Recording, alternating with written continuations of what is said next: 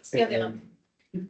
Entonces, bueno, esto es parte de un diario filosófico que escribí durante varios años. Esta es la culminación de ese diario filosófico que trata temas muy cotidianos como la familia, la paternidad, el matrimonio, la fe. So he is going to be reading from a diary that he wrote over the course of many years. It's a culmination of that diary that looks at different topics, quotidian topics to do with family, to do with faith. Yeah. Oh, this is what's going on. Sorry. Para orientar a los que van leyendo, yo voy a ir diciendo la fecha que corresponde a la entrada, que el diario está con fecha. Yo voy a ir diciendo la fecha, por ejemplo, la primera es el 25 de junio de 2021, y ahí lo pueden ir siguiendo ustedes en el texto en inglés. Perfect. So those who are reading the version in English can orient themselves by the date, because these are diary entries and they're all dated. So he will say the date and then he will proceed. He's going to be reading it in Spanish, and those who have the version in English can follow along that way. Eso, 25 Juli. En estos largos meses han pasado muchas cosas. La pandemia comienza poco a poco a retroceder. La crisis social y política chilena se agrava y llega a extremos preocupantes. Hunden los insultos, la violencia y el fanatismo, y la razón brilla por su ausencia. Pero hoy tengo una preocupación mayor. La cruz nos vuelve a tocar la puerta. Miguel, mi querido padre, de apenas 70 años, hombre sabio, paciente y bondadoso, tiene un tumor cerebral con un muy mal pronóstico. La tragedia de perderlo se ha adelantado 20 años. El Señor nos acompaña en este difícil proceso que recién empieza y cuyo fin es completamente incierto. ¿Cuán poco importan ahora las pequeñas dificultades de la vida? ¿Habrá siquiera que tratar de entender? Hay quienes dicen que el dolor no expresado se internaliza y se transforma en cáncer. Perfectamente podría ser el caso de Miguel, hombre introvertido como pocos. A diferencia de él, he decidido expresar el afecto a las personas que quiero, dar abrazos y palabras de cariño y consuelo. Pero más allá de eso, el caso de mi padre es sin duda el más incomprensible. Se trata del justo sufriente, del hombre bueno que sufre la desgracia, una realidad que ha conducido a muchos al ateísmo de protesta. Y ahora, después de una vida de esfuerzo, en el momento en que merecía descanso, mi padre debe cargar con la cruz del Señor. Afuera llueve y me invade la melancolía y los recuerdos de ese padre maravilloso que me tocó como regalo y que ahora sufre junto a mi madre el amor de su vida. A pesar de mi fe en la bondad del Padre, en estos momentos solo se me vienen a la mente los versos de César Vallejo, pertenecientes al poema Los Heraldos Negros. Hay golpes en la vida tan fuertes, yo no sé, golpes como del odio de Dios,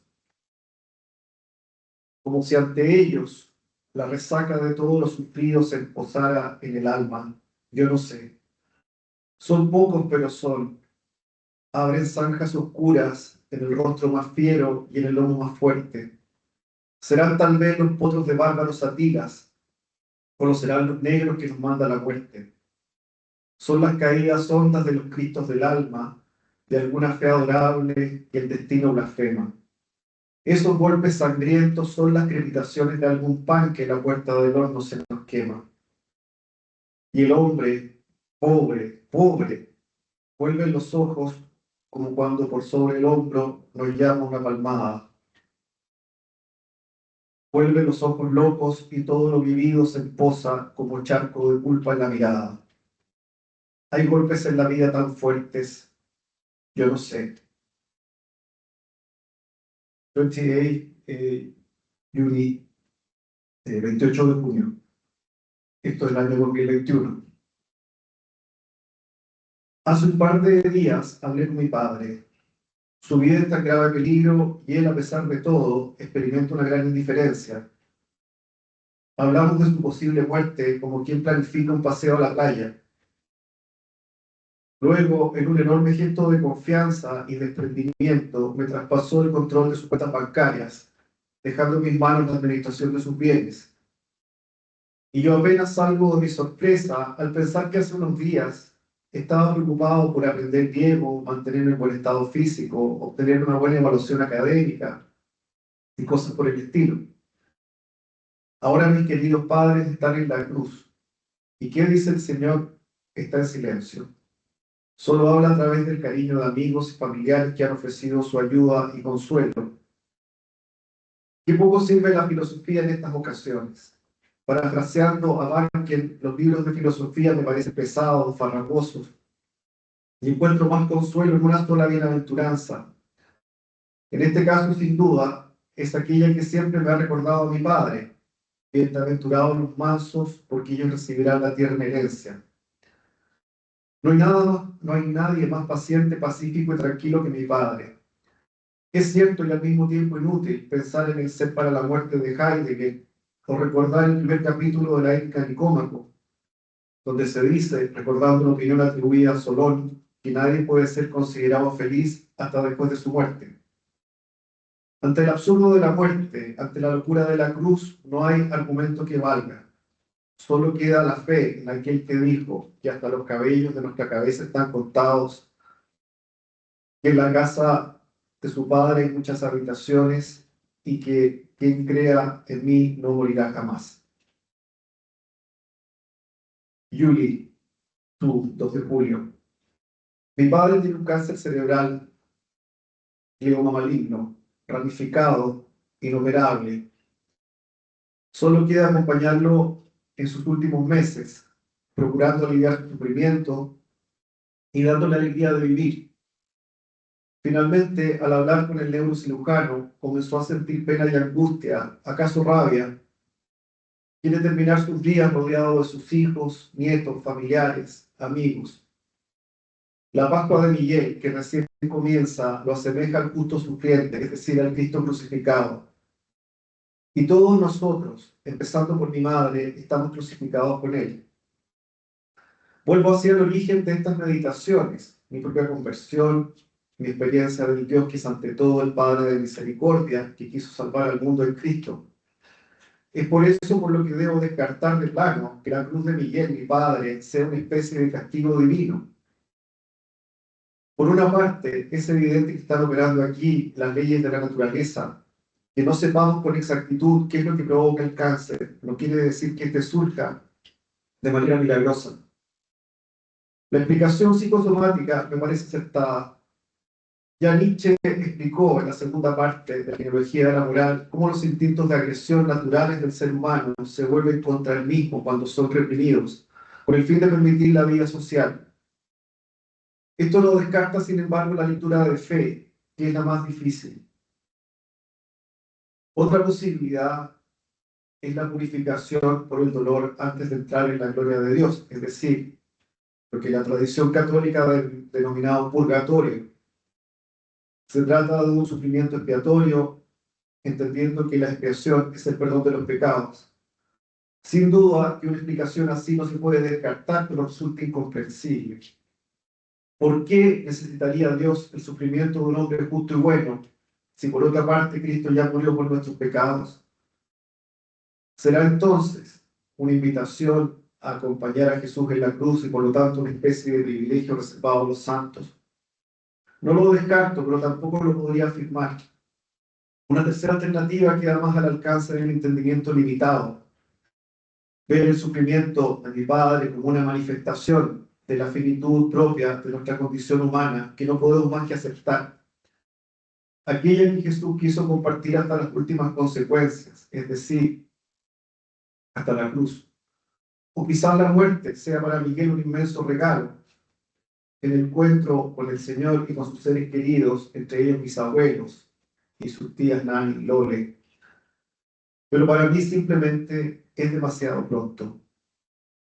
Héctor, mi abuelo paterno, vivió 96 años. Pedro, mi abuelo materno, 90. Y Miguel, apenas 70. Qué poco sabemos, qué poco entendemos. Siento una angustia de muerte. En este momento no veo espacio alguno para soluciones intermedias. O rechazo la fe y elijo pensar que Dios es cruel, injusto y arbitrario, o me abandono completamente a la misericordia del Padre, la cual, sin embargo, tiene formas bastante extrañas de expresarse.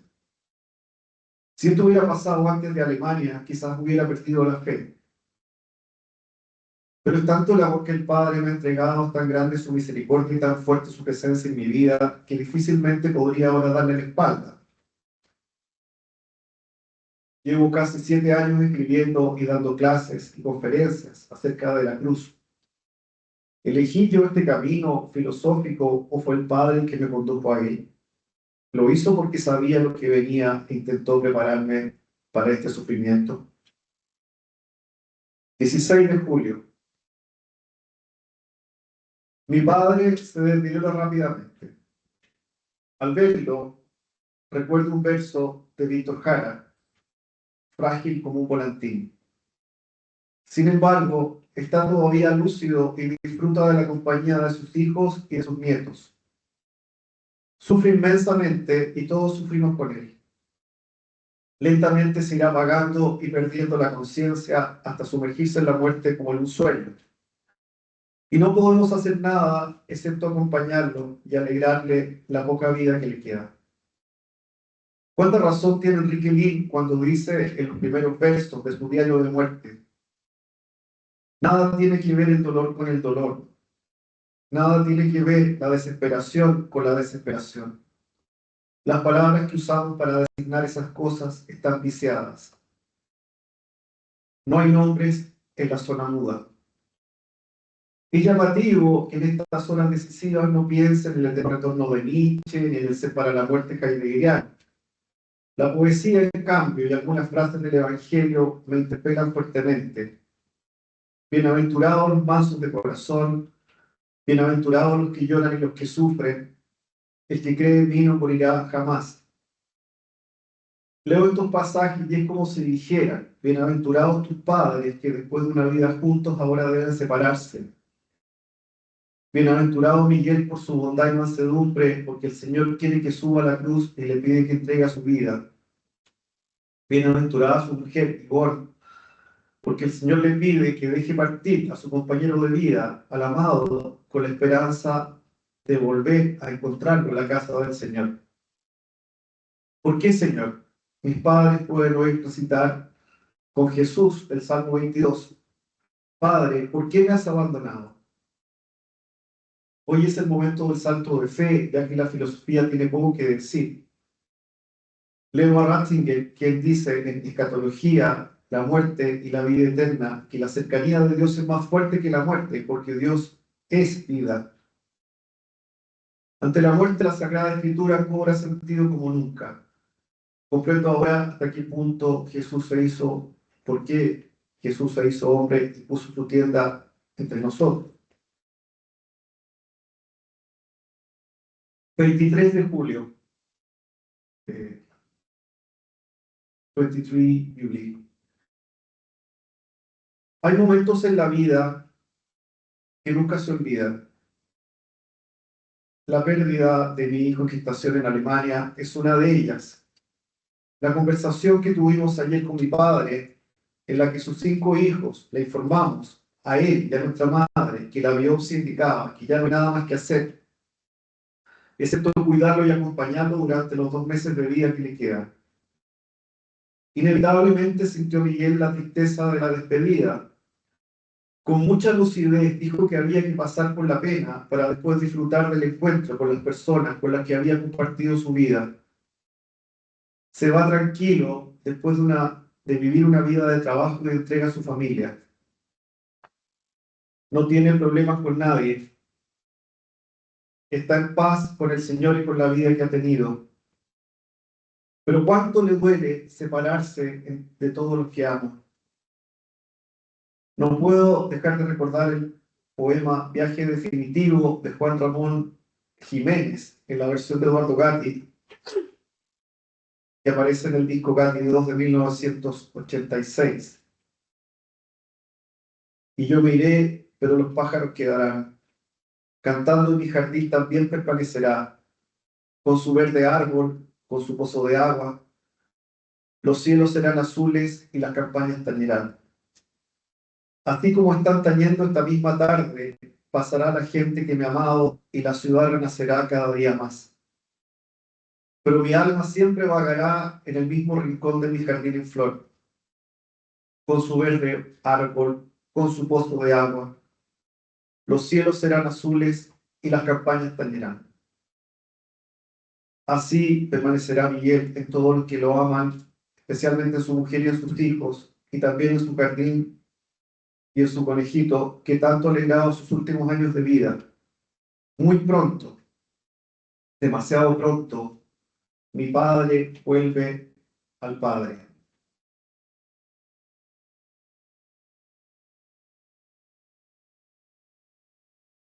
27 de julio, 27 de julio. He como, he aquí el hombre, no un hombre cualquiera, sino Miguel, mi querido padre. En el libro Jesús de Nazaret, Ratzinger comenta el pasaje de Juan de manera conmovedora. Aquel pasaje dice: Pilato entonces tomó a Jesús y mandó a los soldados trenzaron una corona de espinas, se la pusieron en la cabeza y le vistieron un manto de púrpura. Después se acercaron a él y decían: Salve, rey de los judíos, al tiempo que le daban bofetadas. Volvió a salir Pilato y le dijo: Mirad, os lo voy a traer aquí para que sepáis que no encuentro ningún delito en él. Salió entonces Jesús coronado de espinas y con el manto de púrpura. Pilato le dijo: Aquí tenéis al hombre. Ecce homo. Cuando lo vieron los sacerdotes y los guardias gritaron: Crucifícalo, crucifícalo. Replicó Pilato: Tomadlo vosotros y crucificadlo, porque yo no encuentro en él ningún delito. Los judíos le contestaron: Nosotros tenemos una ley y según esa ley debe morir, porque se tiene por hijo de Dios. El ecce homo de Pilato, de acuerdo con Ratzinger, resulta profético. He aquí el hombre azotado, humillado, defendido, pero que aún es imagen y semejanza de Dios y por lo tanto sujeto de la mayor dignidad. Salvando todas las diferencias, este ecce homo también se aplica a mi padre. Él no ha sido azotado por sus enemigos, pero sí por un tumor cerebral. He aquí el brillante abogado periodista de apenas 70 años, ahora casi inválido, completamente dependiente, con escasa memoria de corto plazo, esperando la muerte. Este ecce homo significa el punto cliente de dignidad, a pesar de su condición o quizás a causa de ella. En él aparece hoy la condición humana en toda su grandeza y en toda su finitud. 29 de julio, 29 Juli. Son las 7:33 am y estoy despierto hace 2 horas. De nuevo me viene a la mente Getsemaní y el grito desgarrador de Jesús, el Salmo 22 recitado en nombre de la humanidad doliente. Dios mío, ¿por qué me has abandonado? ¿Nos ha abandonado el Señor? Veo a mi alrededor a muchas personas dispuestas a todo con tal de aliviar el sufrimiento que estamos viviendo. Sin embargo, el Señor ha hablado claramente, ha decidido llamar a su lado a mi Padre en medio de grandes sufrimientos y contra eso no hay nada que podamos hacer los hombres. Quisiera haberlo despedido con serenidad muchos años más. Quisiera haberle ahorrado a mi madre este sufrimiento atroz que parece una pesadilla de la cual no podemos despertar. Pero la verdad es que mi padre, que nunca ha hecho mal a nadie, está hoy crucificado junto al Señor. Su muerte es inminente. Su expectativa de vida era, en principio, y en el mejor de los casos, de 2 años. Después de 3 meses. Ahora estamos hablando de semanas de vida, aunque podría ser menos. En su semi-conciencia, mi padre preguntó varias veces por cada uno de sus hijos y de sus nietos. Luego lloró desconsoladamente cuando escuchó que era el aniversario de la muerte de su madre. Hace un mes trabajaba como abogado y llevaba una vida normal. Hoy debemos cuidarlo como si fuese un niño pequeño. Mi padre se ha vuelto mi hijo. Su prudencia y sabiduría, pilares fundamentales de mi vida, se desmoronan golpe a golpe, día tras día. Hay momentos en que vuelve a ser el mismo y su serenidad ante el dolor y ante la muerte impresiona. La injusticia de su situación me parece evidente. Vuelvo a preguntar, ¿así trata a un hombre bueno el Padre todo misericordioso? Si se ve la situación desde esa perspectiva, resulta incomprensible. Sin embargo, vuelvo a recordar también al Dios crucificado y nuevamente comprendo aún en esta circunstancia el pasaje de Mateo. Él tomó nuestras flaquezas y cargó con nuestras enfermedades. 7 de agosto. La enfermedad de mi padre avanza inexorablemente. Ante esta situación en la que estamos arrojados, no cabe sino comprender hasta qué punto el afán de control y de simetría propios del neurótico, que ha jugado un rol tan importante en mi vida, conduce directamente al absurdo, al sinsentido, a la locura. Mi padre, en cambio, cuando aún era plenamente dueño de su mente y de sus sentimientos, antes que el tumor avanzara lo suficiente, cultivaba una actitud de desapego y de aceptación ante los acontecimientos de la vida, que lo llevó a cultivar un carácter apacible y paciente. Recuerdo ahora aquella parábola del hombre rico que planifica disfrutar de toda clase de placeres sin saber que esa misma noche su vida le sería reclamada. La respuesta cristiana ante la incertidumbre, sin embargo, es muy clara. Cada día tiene su afán y ojalá le baste. Obligado por las circunstancias, no me queda más que intentar vivir el día a día porque nadie conoce la hora de la muerte de mi querido padre. ¿Cómo quisiera yo saberla y así planificar todo hasta el más mínimo detalle? Sin embargo, como vio Kant con tanta claridad en la primera crítica, el tiempo y el espacio son la más clara manifestación de nuestra finitud. La situación me ha obligado a confiar, a pedir ayuda, a depender de otros, a tener que decir algo así como, les pido disculpas, pero no sé si ese día podrá existir, porque quizás precisamente ese día, esa hora, mi padre esté muriendo y tenga yo que estar junto a él en la hora de su partida. 20 de agosto, 20 agosto. Hace un par de días, pensando que estaba llegando al final, me despedí de mi padre. Le dije que se fuera en paz, que nosotros cuidaríamos de nuestra madre, que ha sido un gran hombre y que sus seres queridos nos saldrían a recibir. Estoy profundamente agradecido por sus enseñanzas y por su protección. Finalmente le di mi bendición. No sé si fue por lo que le dije, pero esa noche durmió mucho mejor y ayer tuvo un muy buen día. Y así su vida se prolonga más allá de lo presupuestado y todos nuestros cálculos y previsiones quedan en nada. Entre medio de mis clases y por unas horas todo parece normal. Recibo las evaluaciones docentes, muy buenas la mayoría, una bastante mala. ¿Importa? Solo para efectos académicos. ¿Y de qué vale eso si mi padre se muere? De ese hecho brota un sinfín de preguntas angustiantes y perentorias que llevan las contingencias de la vida a un segundo plano.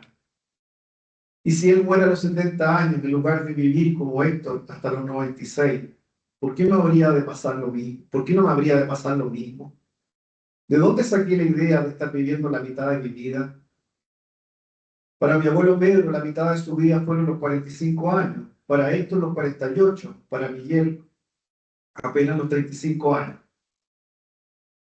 Si hay algo que aprendió a la fuerza es a vivir en la incertidumbre, o más bien a tomar conciencia de que siempre había vivido en ella, que se trata de una nota esencial de la condición humana y que simplemente sufro, como todos, de exceso de control, de un control que solo existe en mi imaginación. ¿Importa mi carrera en la jerarquía docente que claramente está estancada? Objetivamente poco. Para mí ego bastante, pero ¿qué importa mi ego? Hace un par de días le dije a mi padre que había sido un gran hombre y es lo que pienso con absoluta honestidad. A pesar de su gran inteligencia, variadas razones no le permitieron llegar hasta lo alto en ninguna jerarquía. ¿Importa eso ahora? Se está muriendo un hombre justo y bueno, un padre que sin pedirlo ha logrado que todos sus hijos hayan vuelto a casa para acompañarlo en sus últimos días. Y ahora, ¿qué es lo que queda? Sus problemas económicos, sus éxitos y fracasos laborales. En ningún caso. Por sobre todo queda el amor entregado y sufrido por mi madre, por nosotros, sus hijos, por sus nietos, por sus alumnos, por sus amigos. Queda él también, mi padre, Miguel González Pino. Y me quedo ahora con la tranquilidad de haberle dicho, papá, gracias por tu vida.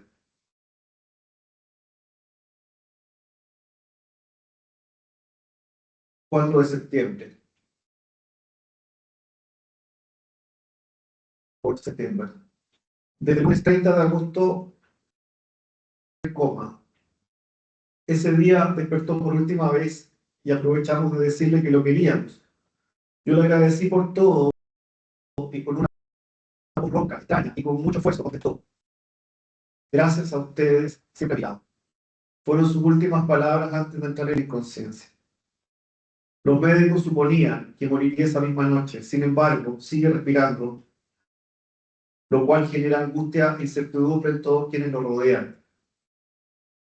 Vuelve a surgir la confusión y la duda. Percibo que no tengo la menor idea de qué significa todo esto. Si el Padre quiere darnos algún mensaje o enseñanza, aún no lo he captado. Más bien puedo caer en la condición de arrojado o también Ortega y el yo soy yo y mis circunstancias. Mezclando ambas ideas, podría decir que nos encontramos arrojados en una circunstancia extrema, la larga agonía de mi padre y en la mayor incertidumbre respecto a qué va a pasar hoy, qué pasará mañana o la próxima semana. El Señor guarda silencio y no se decide a bajar a mi padre de la cruz. ¿Y qué hacer en esta situación?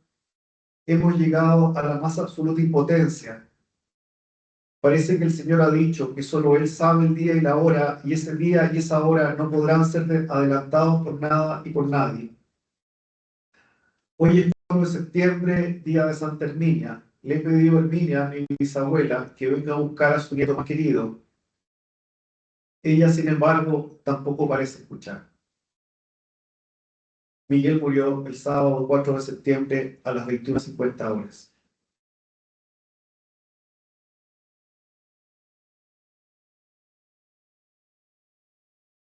9 de septiembre. 9 September. Ha pasado la vorágine que significó la muerte de mi padre, su velorio el domingo 5 y su funeral el día 6. Con mal criterio decidí seguir con mis clases, al menos con algunas. Ayer sufrí un fuerte dolor de cabeza, hoy el tremendo cansancio y la tristeza latentes. Hasta hace muy poco me bastaba tomar el teléfono para hablar con mi papá y escuchar sus consejos. Hoy ya no está más. El tiempo y la terrible finitud de la condición humana nos separan como un abismo. La vida sigue, pero yo no sé si quiero continuar todavía. Es cierto que las clases me distraen y al darlas me parece ser el mismo de siempre, pero no, ya no soy el mismo. No puedo serlo después de haber acompañado de cerca el Vía Crucis de mi padre. He visto la cruz de cerca, la he visto con mis ojos, la he tocado con mis manos. He contemplado el padecer de un hombre bueno y justo y muchas veces tuve que cargarlo como un niño. Ese hombre era mi padre. ¿Dónde te fuiste, papá? Quiero con todas mis fuerzas que sea cierto que tus padres y tus abuelos salieron a tu encuentro y que ahora vives en la casa del Señor. Yo, sin embargo, sigo aquí y me embarga una profunda tristeza que no puedo ignorar. 17 de septiembre, 17 septiembre. Ha pasado casi 2 semanas desde la muerte de Miguel. Esta semana sentí un primer punto de inflexión. Mi alma de martes y percibí junto a su pena, la resurrección de mi padre, la convicción de que él está mejor. Por primera vez conversamos más profundamente en el plano de la fe. Tal como yo, ella entiende que mi padre compartió literalmente la cruz de Jesús. Es un hecho, sin embargo, su resurrección es una convicción en el terreno de la fe, lo que supone cultivar una entrega permanentemente renovada a la confianza y a la esperanza. Nos aferramos a ella con todas las fuerzas. Todos los días se vienen a la mente distintos episodios de su vida. Ayer, por ejemplo, recordé la ocasión en que mi hijo, José Miguel, que tenía unos 14 años, tuvo un accidente en Picarquín, cerca de Rancagua, y mis padres llegaron en menos de media hora a rescatarlo. Ese era mi padre. Me duele profundamente su ausencia. Recién comienzo a vislumbrar las enormes consecuencias que su partida ha tenido y tendrá en mi vida. No se trata solo de aspectos prácticos, sino del rumbo que tomará mi existencia después de este nuevo punto de inflexión que se une al comienzo de mi vida junto a Rosario, a mi decisión por la filosofía, después de conocer a Jorge Rivera, a mi matrimonio, al nacimiento de mis hijos y a la muerte de mi hijo en gestación en Alemania. Como consecuencia directa de la muerte de Miguel, la convicción de estar en la mitad de mi vida se desmoronó definitivamente. La existencia humana es tan frágil que es mejor vivir pensando que todo podría terminar mañana. En segundo lugar, la muerte de mi padre también cambió mi trabajo filosófico. Mis dos proyectos a largo plazo, la filosofía de la cruz y este diario filosófico, adquieren un nuevo sentido. Desde ahora puedo escribir en primera persona acerca de la cruz. Y el título de este diario filosófico, El abrazo del Padre, que se refería originalmente a mi propia conversión, se transforma hoy en el anhelo de volver a abrazar nuevamente a Miguel, mi padre, que nos dejó un día 4 de septiembre de 2021. 24 de septiembre. Leo acerca de las etapas del duelo. Una de las primeras etapas es la negación, que describe perfectamente lo que experimento en estos días.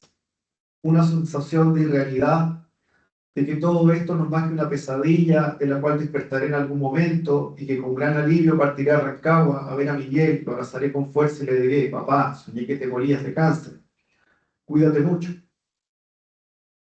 La realidad, sin embargo, es otra. Con Miguel nos separa ahora el tiempo, esa misteriosa dimensión que Kant consideraba una intuición a priori, es decir, como la manera humana de experimentar la realidad, una manera que refleja nuestra finitud en toda su dimensión. El pasado ha quedado definitivamente fijado y no hay ninguna fuerza en el mundo que pueda cambiarlo. Solo Dios en su eternidad ve todas las épocas de manera simultánea y por lo tanto difícilmente se le puede atribuir angustia o esperanza. Ya no siento angustia, pero sí un enorme cansancio por haber pasado meses permanentemente alerta a cualquier novedad que surgiera con relación a la salud de mi padre. Tampoco me animo a ir a misa durante la semana. Siento una cierta indiferencia. Cumplo con mi trabajo de la mejor manera posible. Pero en el fondo, nada me importa demasiado.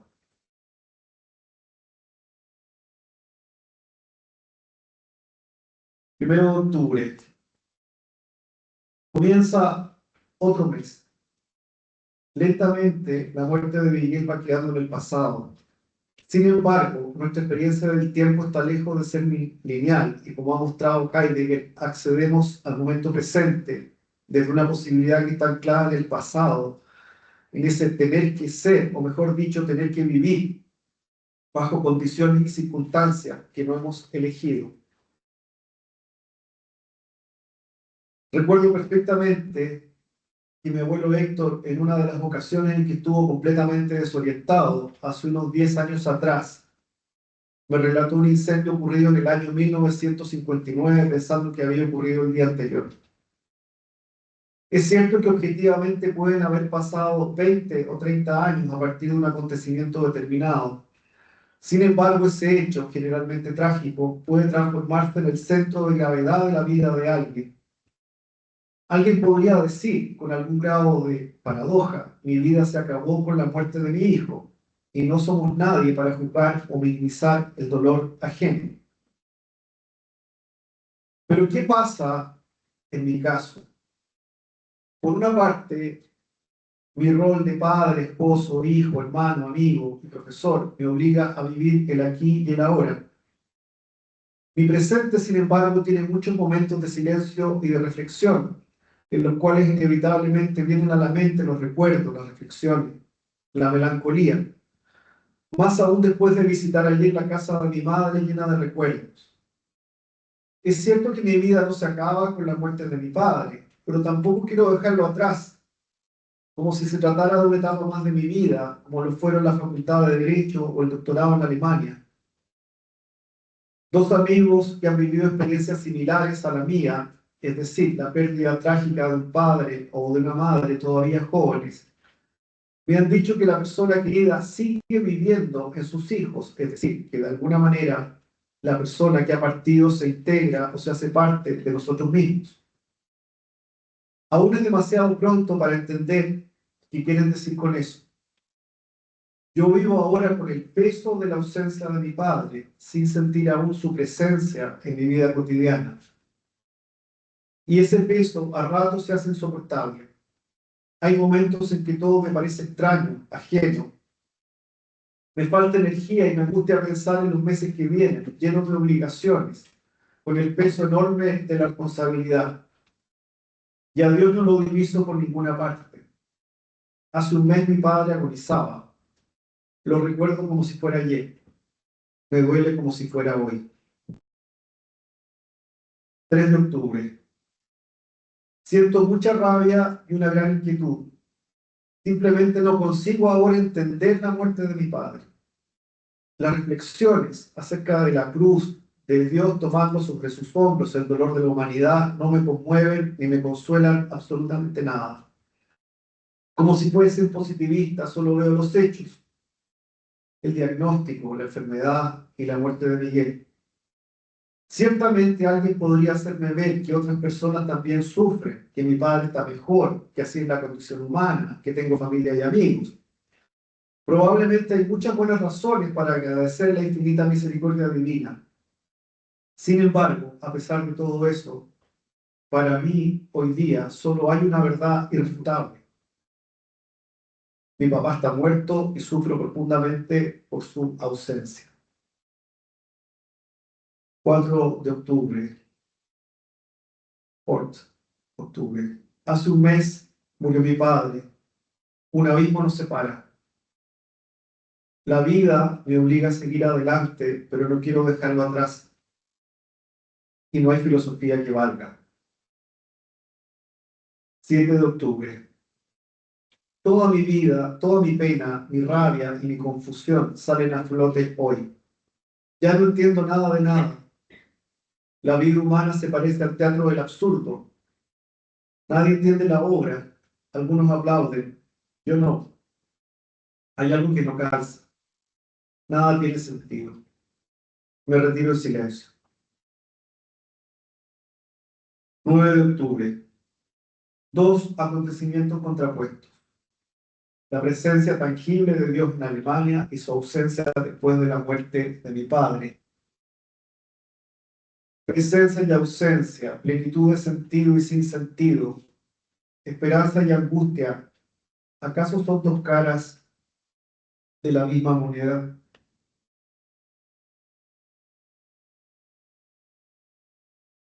14 de octubre, 14 octubre. A pesar de haber superado en alguna medida la rabia por la muerte de mi padre, subsisten el cansancio y la melancolía. La pregunta que subyace a todos estos sentimientos es finalmente, ¿y ahora qué? ¿Seguir leyendo, dando clases, llevando y trayendo a los niños? tratando nuevamente de hacer deporte y de avanzar en la carrera académica. Viene una semana sin clases. La llenaré con muchas tareas autoimpuestas o me haré cargo de mi situación. ¿Y cómo hacerlo sabiendo que mi padre ya no volverá? Hace muchos años, en la mañana de un día de lluvia en Rancagua, escribí: despierto y recuerdo bruscamente que soy un pecador arrepentido. Afuera llueve, afuera Dios me perdona, chuzo. Hoy podría escribir, en cambio: despierto y recuerdo bruscamente que mi padre ha muerto. Afuera llueve, afuera caen gotas de ausencia, y la lluvia me recuerda que mi padre se ha quedado en silencio. Escondiste tu rostro y quedé desconcertado, dice el Salmo 30. Hace 15 años sentí la presencia del Padre que me transmitió una paz que no es de este mundo. Ahora que mi padre ha muerto y que el Padre se ha quedado en silencio, me toca seguir viviendo. Pasará la pena sin duda, pero quedará el recuerdo de los días terribles en los que nada parecía tener sentido.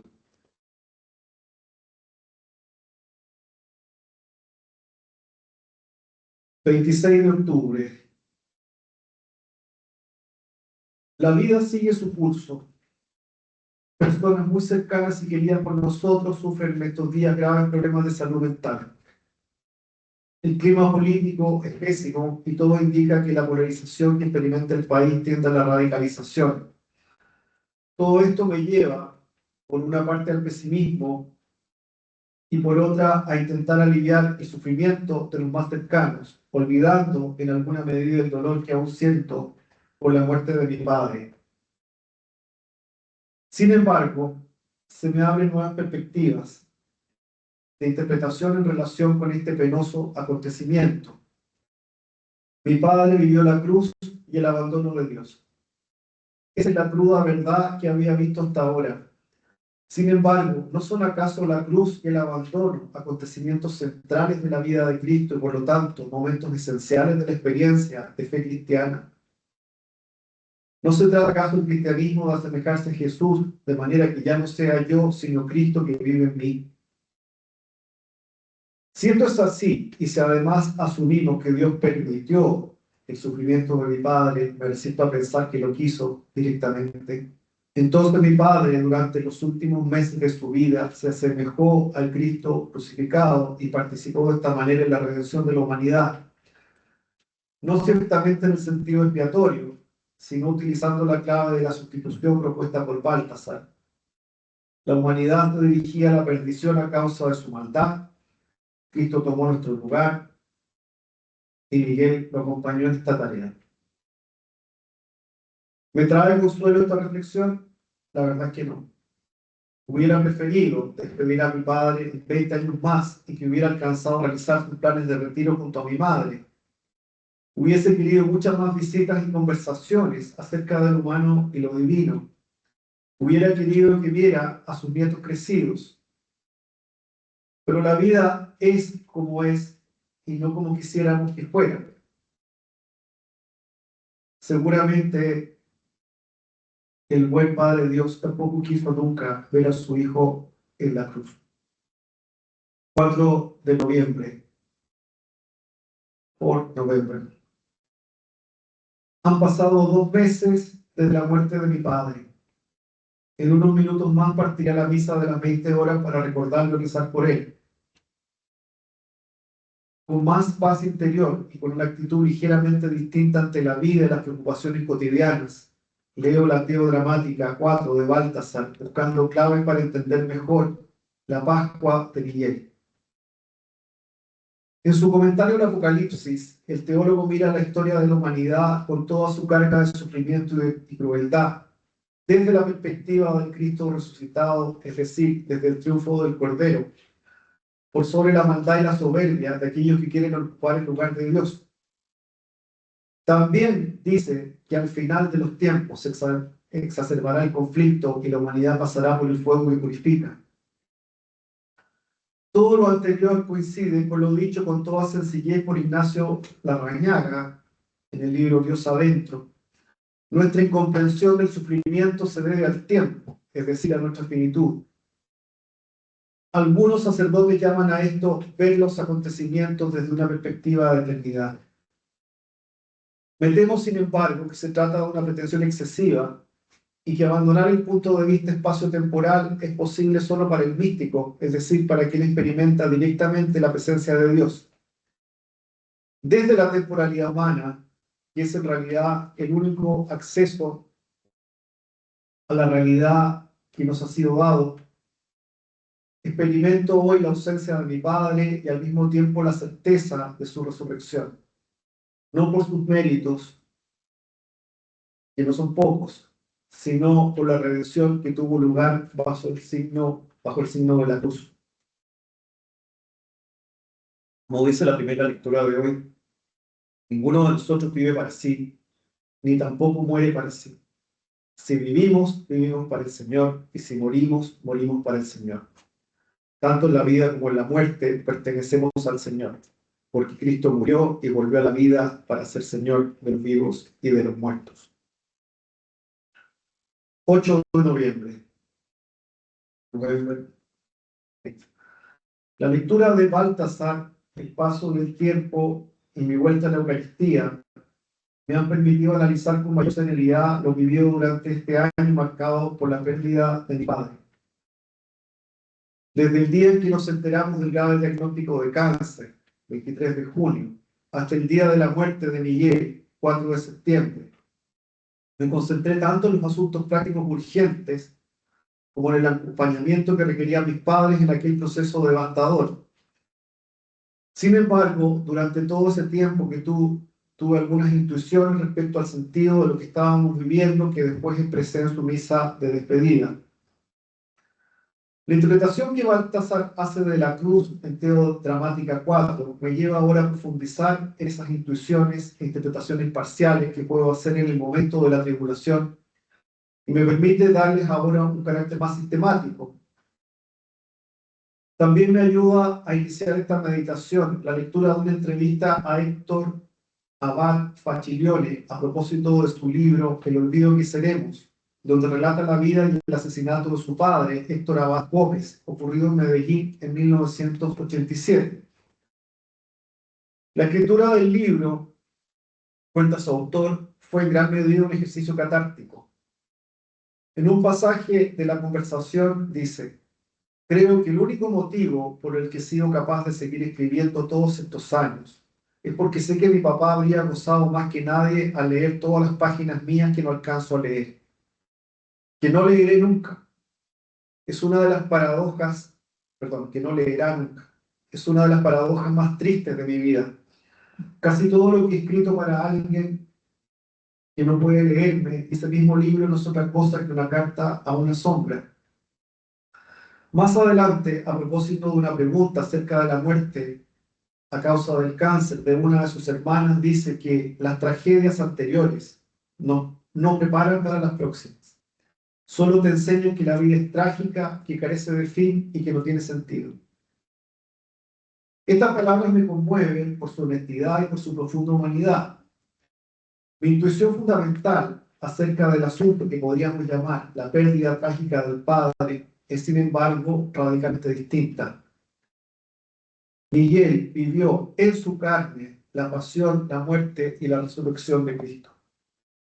Para entender estas ideas, evidentemente alejadas, debo señalar algunos antecedentes. Mi padre no solo fue católico toda su vida, también de joven quiso ser hermano marista y era hasta el momento de su muerte un laico consagrado. A pesar de su temperamento flemático, tenía grandes ideales.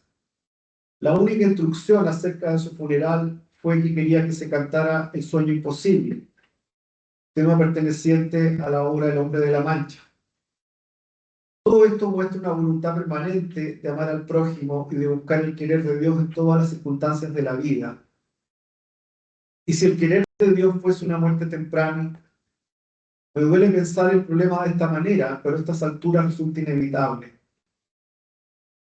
Mi padre vivió su propio Getsemaní. No inmediatamente, ya que en un principio mostró una impresionante frialdad ante la inminencia de su muerte. Solo el día de la biopsia, a fines de junio, se quebró al comprender la verdad. En ese momento y en otros que vinieron después, Miguel tuvo que decir con Jesús y también junto a su mujer y a sus hijos, siendo una angustia de muerte. Ese mismo día se confirmó también su sentencia de muerte, que fue cumplida con precisión en el plazo anunciado.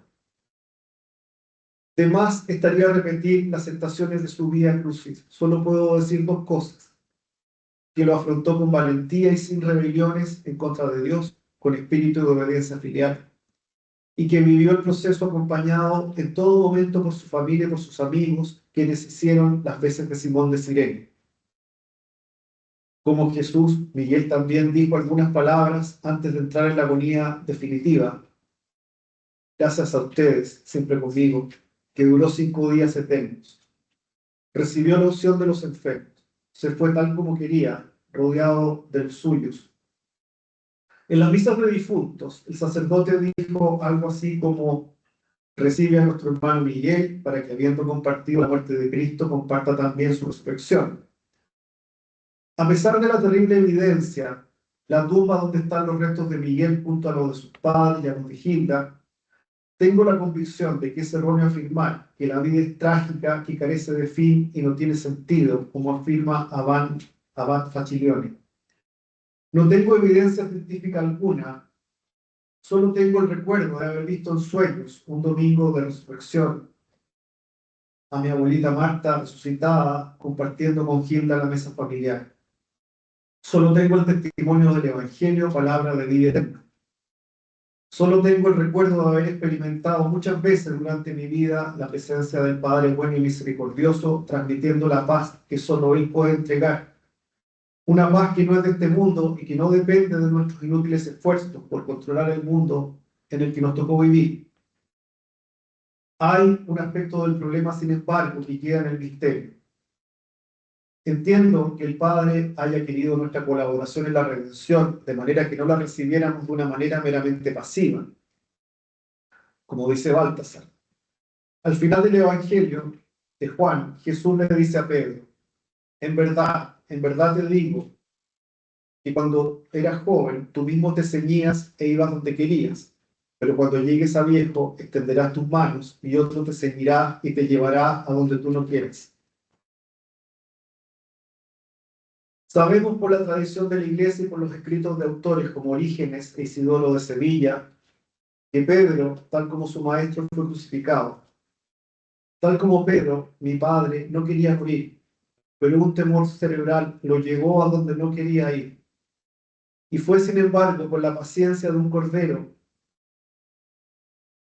acabó ofreciendo su vida, con la serenidad de quien viaja liviano, sin cuentas pendientes, pero sufriendo al extremo.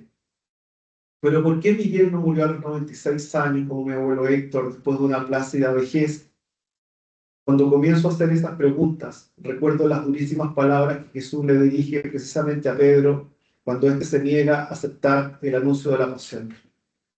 Quítate de mi vida, Satanás, solo me sirve de escándalo, porque tus pensamientos no son de Dios, sino de los hombres. Muchas gracias.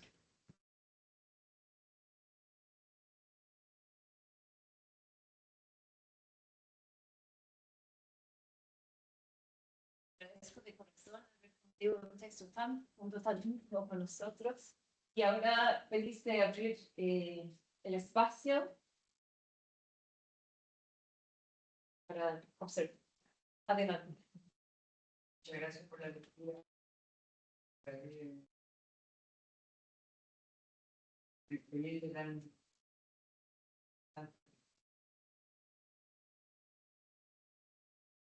Hay algunas preguntas que quisiera hacer respecto del relato. Obviamente, desde de una persona que escucha de afuera, que no tiene la misma percepción de las cosas. Quisiera preguntar en primer lugar los cambios que hay en llamarlo Miguel o padre, y hay un constante vaivén entre denominarlo hombre. Pero preguntarle, ¿cómo es esa vocación? Segundo, quería preguntar también cómo se siente o cómo se percibe la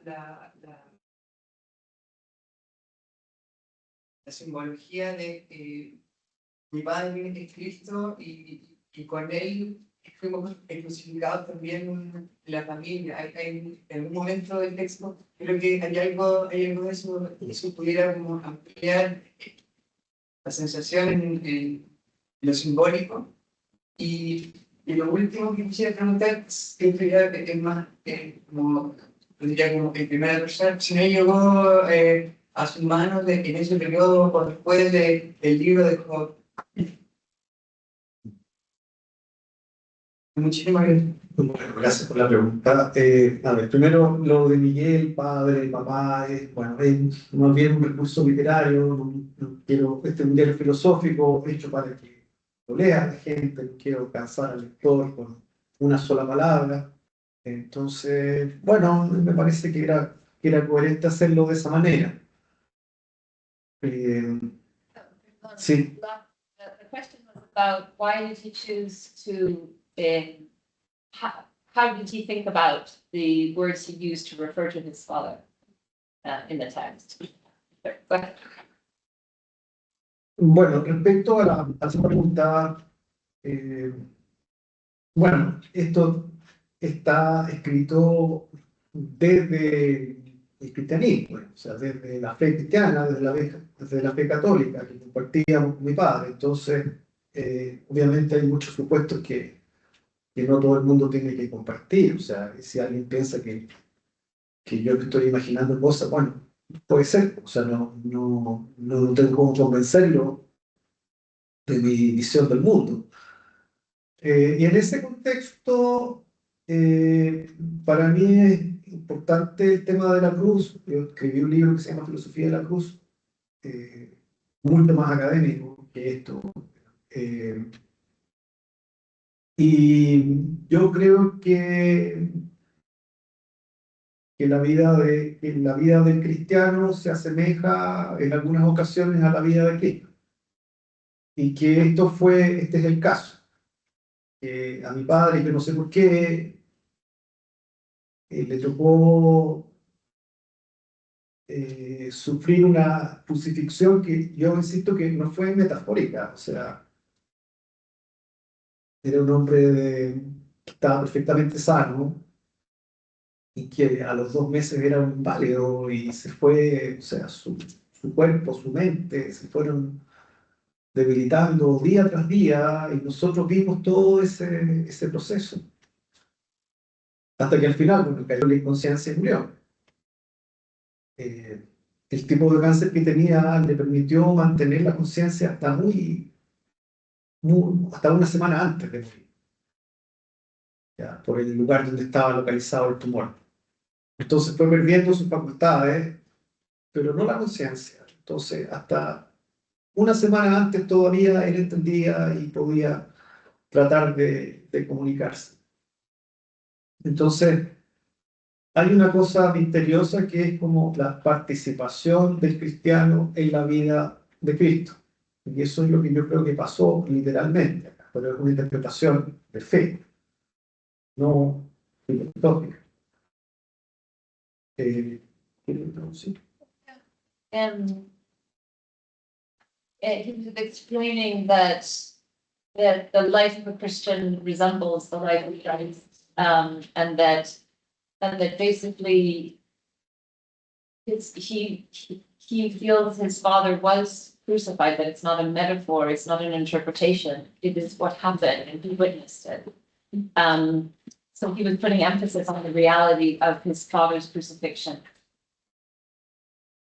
¿Me repite la tercera pregunta? Si no llegó en ese periodo. El libro de Job, ya. No. Curiosamente, hace muy poco, trabajando sobre Kierkegaard, me encontré con el libro de Job, hace muy poco. O sea, yo sabía que existía y sabía más o menos lo que decía, pero no como para meditarlo. En ese momento fueron más bien las bienaventuranzas, el texto que me acompañó durante esa etapa. Gracias. Sí, adelante. Gracias por respecto a cómo prevalece la fe, porque lo mío, o sea, desde mi experiencia personal no es lo mismo, pero por ejemplo, me parece me identifiqué mucho con eso de que después de una muerte sigue el miedo a otra muerte, porque el año pasado murieron mis mascotas, una seguida como por meses, y se me ocurrió adoptar este año a una sola que le dio leucemia. Entonces hemos estado como todo en un proceso de realmente que tiene cáncer, que no se va a salvar, y la incertidumbre vive ahí, y la esperanza está ahí siempre. Pero uno piensa que va a pensar, como, ¿por qué piensas así esto con seres tan inocentes? Porque los animales son seres inocentes. Entonces, o sea, ¿cómo estoy para mantener la creencia cristiana? So just briefly, it was a question about how do you maintain your faith when God seems to permit suffering and death without sense, without justification.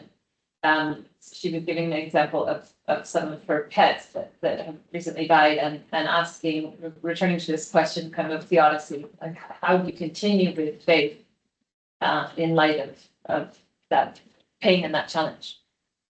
Gracias por la pregunta. Mira, yo no sé si tengo una respuesta. Yo experimento la fe como un regalo, un don. Entonces, no depende de un acto de voluntad, en el sentido que yo decidiera en algún momento, ya, ahora sí voy a volver a creer. He experiences faith as a gift, not something that he does, not something that he's in charge of, not something that is connected to his will. It's experienced as a gift. So there was no decision to return to faith. Yo opté por, a ver, yo estaba enojado después de la muerte de mi papá, enojado con Dios, Very angry at God after his mother died. por injusto. Pero no dejé de juzgar, no dejé de ir a misa. Y esperé que el tiempo empezara a sanar en las heridas de a poco y no forcé nada, no forcé ni la falta de fe, ni la rabia, ni la pena. Dejé que fluyeran los sentimientos hasta volver a una cierta normalidad, bueno, una nueva normalidad, una nueva manera de ver las cosas en que se va integrando esta experiencia. Ahora es un proceso largo. Yo no sé cuánto habrá durado el duelo, pero creo que menos de un año. Entonces, no es que yo haya hecho algo para recuperar la fe, o sea, lo que hice fue no abandonar las manifestaciones normales de fe que yo tenía en mi vida, las continué. Pero aparte de eso, nada. Yeah, so I see one question here, and then una pregunta y después otra. His last thought was the most minimal thing he did was to continue with his acts of either attending mass or something, but it was just continuing with kind of these very basic gestures that never changed, but he still doesn't find the faith to be something that he created or did. Adelante. Sí, tomando un poco la primera charla del seminario, en donde escuchamos un poco esto de juzgar de lo que se dice dentro del duelo, un poco me surge esta pregunta de cuál es, de dónde surgió contar la experiencia, si busca un acercamiento desde la fe, desde la religión, su experiencia, y un poco considerando que se habla del duelo es algo universal, pero en realidad cuando uno habla, o sea, cuando uno lee y escucha a alguien hablar de su propio duelo, se da cuenta que es algo tan individual, que no se compara con nadie y que siempre está presente el juicio frente al otro de dónde encuentra la explicación a esa situación. Entonces, alguien que lo escucha surgen muchas preguntas. Entonces, alguien que muere en un accidente no se asemeja a Cristo porque no vivió ese sacrificio, no vivió ese padecer. O, por ejemplo, ¿qué sucede también como en ese duelo colectivo, en el duelo propio del padre que se está muriendo, que tiene que aceptar que se va a morir, y el duelo como hijo de que lo ve sufrir? Porque acá hay dos partes, digamos. Está la de él, pero al mismo tiempo en el texto aparece la suya. Este mismo relata su propia Pascua, poniendo a su padre como el centro. Entonces, desde la parte como, acá no estamos haciendo como una, siento yo, una crítica de cómo abordar la muerte o cómo abordar el duelo, sino de abrirse a la posibilidad de pensar de una manera filosófica en donde alguien profundamente religioso, profundamente con sentido de vida, puede mantener una conversación con alguien que no le haga sentido esa forma de enfrentar la muerte. Y eso es lo que abre la posibilidad también de no solamente pensarnos como humanos, sino que realmente generar una discusión en torno al duelo. No sé si se entendió. Can I translate that before I lose all this? The first part, there's a few parts to the question. The first part was, where did it come from in you, this desire to write the diary? What was that serving? What was that for? And then there was a question about how, an observation, I think, about how grief is so singular and so specific to each mourner, to each case. And Pero insistimos en verlo como algo universal, yeah, hablando de etapas del right, duelo. but we yet insist on seeing it in a universal way or generalizing about it or speaking of it in these general terms. So what about this tension between its intense singularity and then this desire, this need, or this habit we have of generalizing and thinking about it in this kind of more, general abstract way? And then the final part of your question had to do with almost comparing these singular griefs, and Miguel's grief being so saturated with his faith. How does he then see his religious experience of mourning relating to other forms of grief that do not include God or do not include faith? Gracias por la pregunta. A ver, primero, desde la fe, yo creo que Dios está presente en todas las vidas, no solamente en la vida de mi papá. Ahora, yo solamente puedo hablar por mí y en ese sentido le corresponderá a otra persona descubrir cómo Dios está presente en la vida de suya o de su familiar. Bueno, eso me lleva al tema del diario filosófico. Bueno, este es un proyecto más antiguo. Yo desde siempre tuve la inquietud, o sea, o cierta insatisfacción con la labor filosófica que hacemos habitualmente, que en el fondo es investigación filosófica, o sea, investigar sobre un autor, discutir sobre un texto.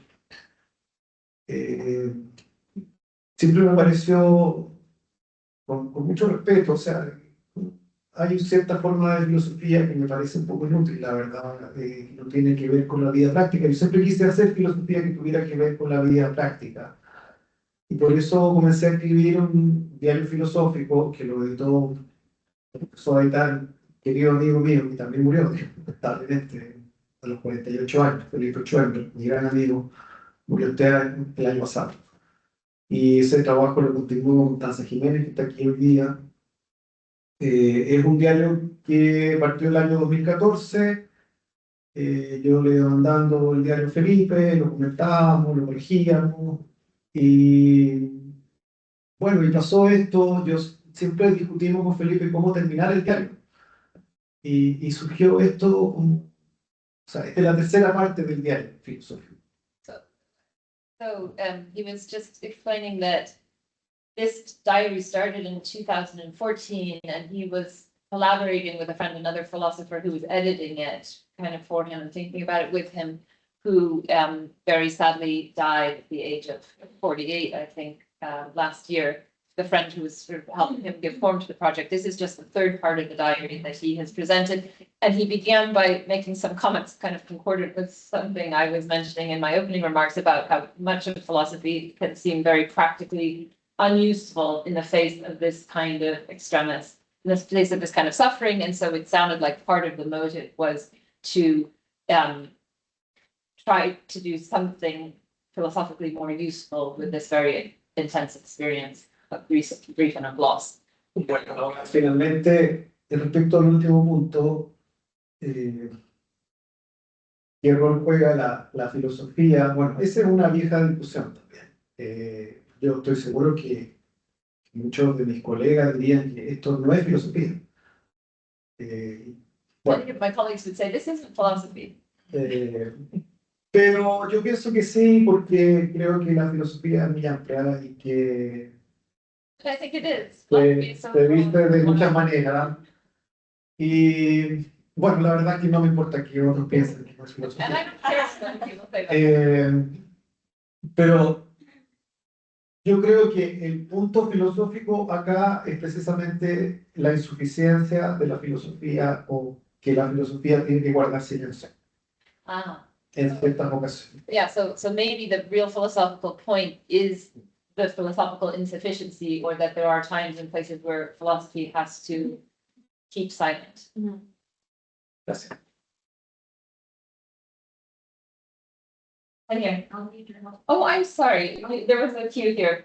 Go ahead and then Samir, and then with that we'll have to wrap it up. Bueno, lo primero, Miguel, darte las gracias. Generosidad, yo creo que se requiere mucha valentía. Poder compartir algo tan íntimo, y cuando uno pone algo tan íntimo, también lo agradece que esté acogido. Siempre te avisoro mucho. Muchas. Y tengo algunas como reflexiones o cosas que me llaman la atención a propósito del término de justo sufriente. Yo diría que en general, las muertes en general nunca nos parecen justas ni merecidas. Cuando amamos a alguien, lo digo en términos personales, cuesta partir, dejar partir a alguien que amo. Son pocos los que dicen hasta muerte. Pero siempre creo que va a haber alguien que va a encontrar que va a tener sufrimiento.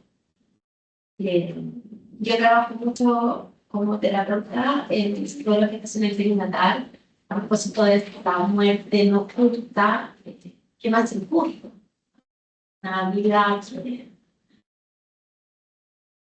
alcanza como a iniciarse, pero no a desplegarse completamente. Al menos como esperaba. Como madre, de haber perdido una hija tempranamente. Entonces, me llama la atención un poco ese término. Suena todo el gusto sufrir, si hay alguna muerte, no sé, podría no encajar ahí para lo que aman. También, a propósito de lo que tú mencionaste de la canción de Katy, como de separarnos de los que amamos,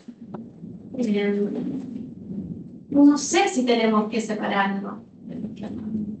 Nos separamos del cuerpo, pero no tenemos por qué renunciar al amor o a la importancia que esa persona tuvo o tiene en la vida. Y creo que eso no está suficientemente comprendido. Y como el arte o la literatura también nos ayudan a procesar, porque frente a la muerte o a su complejidad, las palabras se quedan cortas. Y como imágenes, texturas, el arte como que interpela los sentidos. Creo que la elaboración de la muerte también pasa por todos los sentidos. No solo por la emoción o por el intelecto, sino que también pasa por el cuerpo. Well, it's un poco antes de que so the first thought was, doesn't all death in some way seem unfair, seem unjust, undue? And so is there any death kind of on his view that falls outside of that designation? So the title is the just sufferer. So that was the first part, and then the second part I think had to do with, where does this notion come from that we have to separate ourselves from the dead, after, or separate ourselves from those we love after they die? Why can't the love continue? Why can't, the relationship at some point continue is what I heard and what I understood. And she's speaking from the point of view of being a therapist who helps, mothers with gestational loss, processing grief of, infants and fetus and babies that died in gestation. Y todo otro propósito de la mía o la incertidumbre, como querer sacar de la vida, no sé. Parece imposible, siento que es constitutivo. Una vida que es certera, que no tiene incertidumbre, es como una vida. Es parte del estar vivo, el poder manejar eso, el no saber, el estar en constante evolución, la inestabilidad. O a propósito de lo que es justo o no. La vida nunca ha sido justa. No tendríamos el ordenamiento que tenemos, no sé. No sé. Entonces, más bien, cómo pretender sacar la muerte, cómo la integro en la vida, cómo asumo que es parte también del estar vivo, de la complejidad de la vida. Y por último, a propósito de la fe, es una persona muy creyente también, y siento que la muerte es importante, al menos para mí, y leerla en clave de amor, más que de dolor. Important, at least from her point of view, to read or to experience death in the key of love rather than the key pain. Yeah, and se está acabando un poco el tiempo y hay otra pregunta, así que tal vez daríamos a Miguel la oportunidad de responder. Muchas gracias. Mira, respecto al justo sufriente, a ver, yo no creo que mi padre sea el único justo sufriente o nada por el estilo, pero sí, a ver, que para mí es muy... para mí la experiencia de la muerte de mi padre se contrasta muy fuertemente con la muerte de mis abuelos. Que tuvieron los dos una vejez muy plácida. Y fueron, o sea, mi abuelo paterno a los 92 años publicó un libro, pero ya a los 95 empezó de poco a perder sus facultades, pero lo tomamos como algo como que había cumplido su ciclo, que simplemente le tocaba morir, ¿no? Y yo creo que lo tomó así también, con mucha serenidad. Mi otro abuelo también.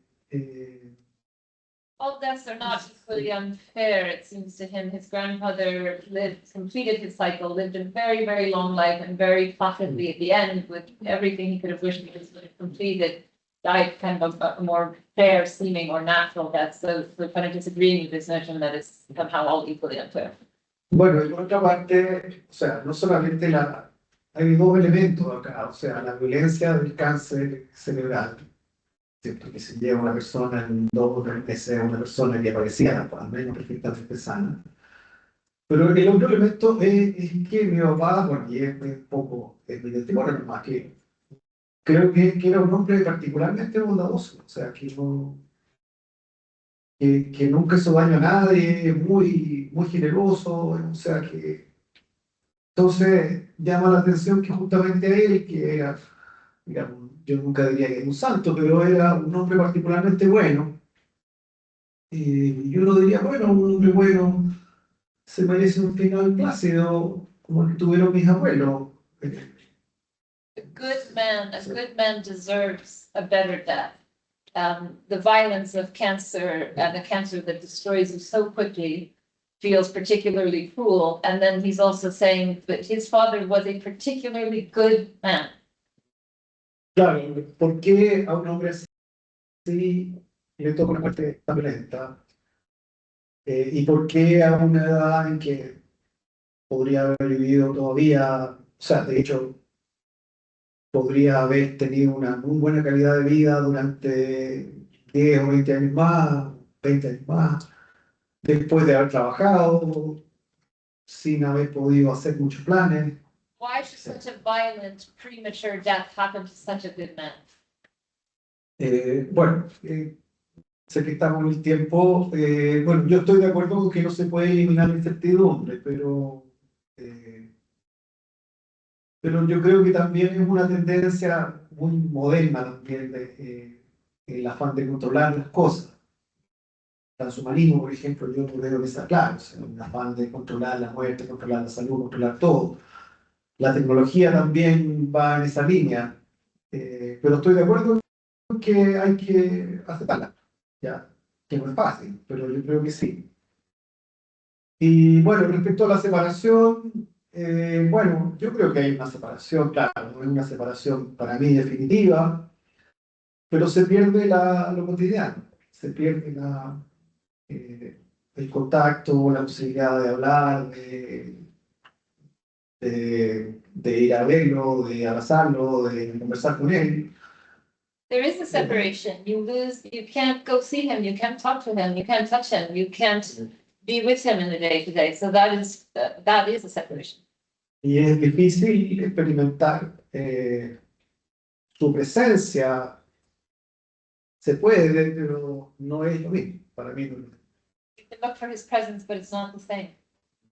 I Yeah. think tenemos tiempo para Una. Yeah, the structure is very interesting, the before he dies, the entries, and then the after he dies. So I was wondering if the experience of writing those was different, or the purpose of writing them while he was dying versus afterwards felt different in the process.